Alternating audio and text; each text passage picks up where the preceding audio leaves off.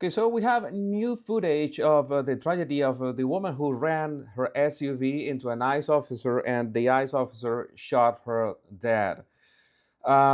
This is a new clip in which is the point of view of the officer that he was recorded not from a body cam but with his own cell phone. So I'm going to play part of this, and also after this, we're going to review the other two videos. This one, the one that I analyzed in my latest show, and this one that I hadn't analyzed yet. So we're going to be watching the all three videos today. This is the first one. Let's play it part by part and see what was happening.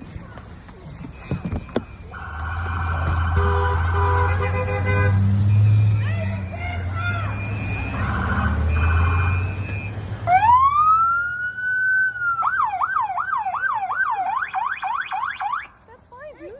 I'm not mad at you. You see that she was not panicking at all. She was even uh, like mocking the officer. I'm not mad at you. That's fine, dude. I'm not mad at you. That's fine, dude. I'm not mad at you. You can see the reflection of the guy recording with his cell phone uh, in the windshield. Show your face. I'm not mad at That's okay. We don't change our plates every morning, just so you know. It'll be the same plate when you come talk to us later. That's fine. U.S. citizen, former fucking president. You want to come at us? You want to come at us? I say go get yourself some lunch, big boy. Go ahead. Out of the car. Get out of the fucking car. Get out. Why would they have that attitude? What made they think that they could that could be a good behavior um, on under the imminent arrest that it was going to happen? I mean, in every single instance that people have said, "Oh, but it is no, that is not the attitude. That is not the behavior. That is a no. That is common sense. You just can't do that. I wouldn't say not even in the United States, anywhere in the world, you can't do that." And that is the hit, and you can see, okay, I really don't see any face of distress with her. You see that she steps on the gas, and some say that that the wife can say that says drive away, something like that. Get out of the car. Drive, baby, drive, something like that, and she Get out of the car. and that's when it happens. So I don't know. I really don't know how people are using this. I'm gonna play this.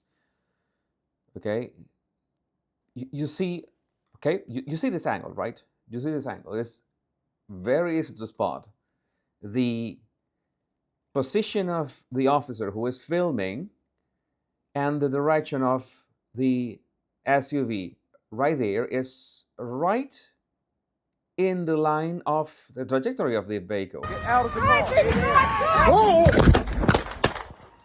So I don't know if people were expecting to the SUV to actually run over the ICE officer, so it could be official that it happened. This is the video that I told you that since we were watching this in Google Chrome, I couldn't zoom in. This point, the officer is behind the SUV, so we can't see him yet. You're about to see him in a minute, and this one tells her, "Get out of the car." Get out of the car, and she doesn't comply. She doesn't comply, and she just backs up even without direct order. There's you see that the guy was recording with his cell phone.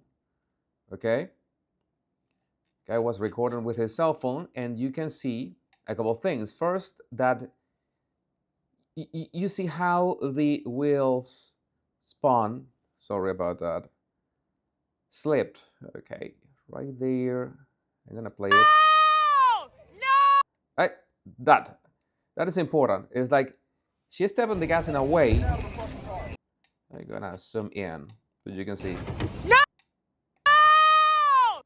Here it comes. No! All right, so she actually slipped on the ice. So accelerated very rapidly, and if that hadn't happened, then the ICE officer literally wouldn't have had any time to react.